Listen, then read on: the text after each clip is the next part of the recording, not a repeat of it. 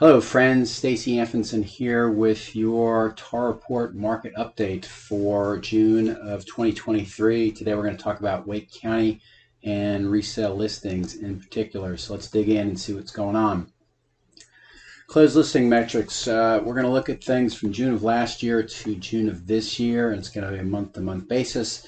You can see on the right we've got June of this year and there's June of last year.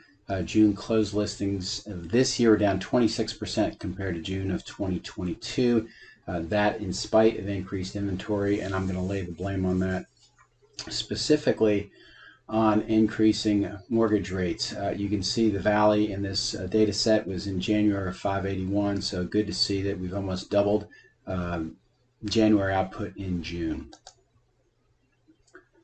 Next two slides are going to talk about pricing. This is the median sales price for closed listings from June of last year to June of this year. And this is really what's been kind of interesting for me and those who study the market in terms of here was the peak in June of last year at 480 and went on a straight downward spiral until December of that year. That was specifically due to interest rates going from 3.5% to 7%. So that's a pretty big haircut, 480 to 412.5. But look what's happened since December. It went from 412.5 to 486.5. So that increase comparing June to December represents 18%. That's almost 3% per month, which is historical. That's kind of what we saw the first part of last year. So that's kind of good news, bad news. It's good news if you own a home and you bought it in December. Wow, you've done really well. Bad news again for the affordability aspect of it. Those increasing prices put a lot of people out of the market. Now we'll look at median sales price per square foot. The percentages are not as dramatic. The pattern is the same. Here again is the peak of last year, 236, down to 212 in December and 212 in January. The June median sales price per square foot is up 9% comparing June of this year to January of this year. So still a healthy gain in the PPF. Now we're going to look at the percentage of closed listings that sold above original list price.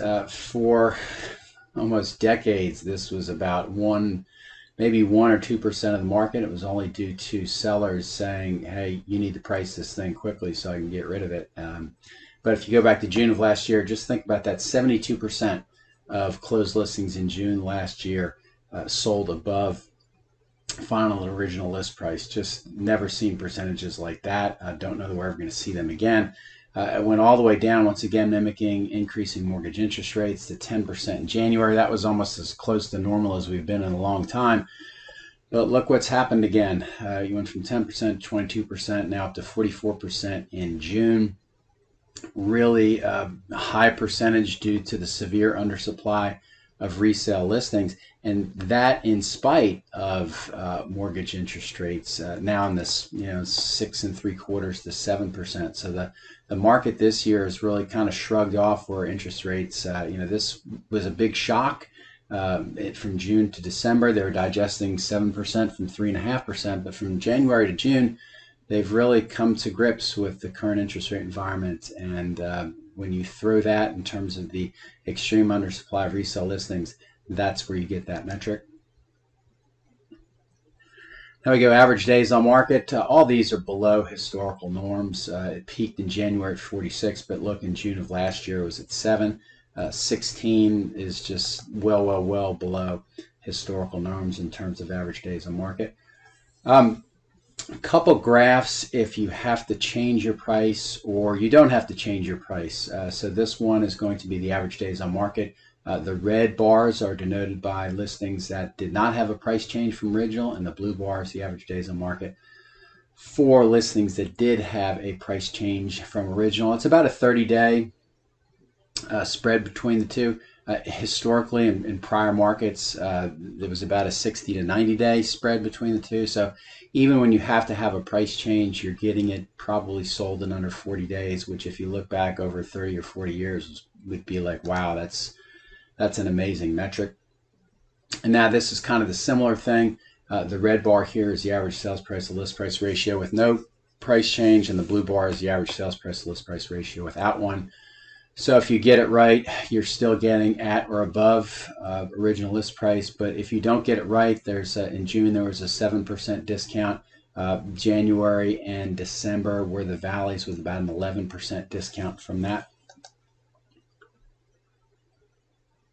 And now days on market brackets, again, this just shows you is reflective of the severe undersupply of resale listings when 61% of closed June resale listings sold in under 10 days. That is amazing. If you can get those listings and if you can get those on a consistent basis, you really have a phenomenal business because you can list it at the beginning of the month, get it under contract that week, and then close it at the end of the month and rock and roll with that business model if you can get those listings. That's the challenge. So our wrap up, June closed listings down 26% compared to June of 2022. They're up 2x compared to January. Bullet point 2, the June median sales price is up 18% compared to December. The PPF was up 9% compared to January of this year. Bullet point number 3, 44% of June closed resale listings sold above final list price compared to 10% of January closed listings that sold above final list price. Average days on market increased to 16 in June of this year compared to 7 in June of last year.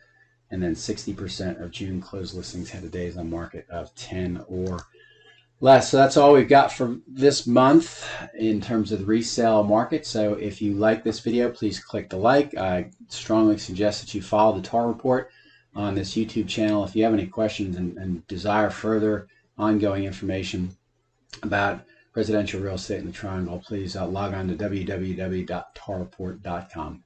Thank you for listening/watching, and we'll see you next time.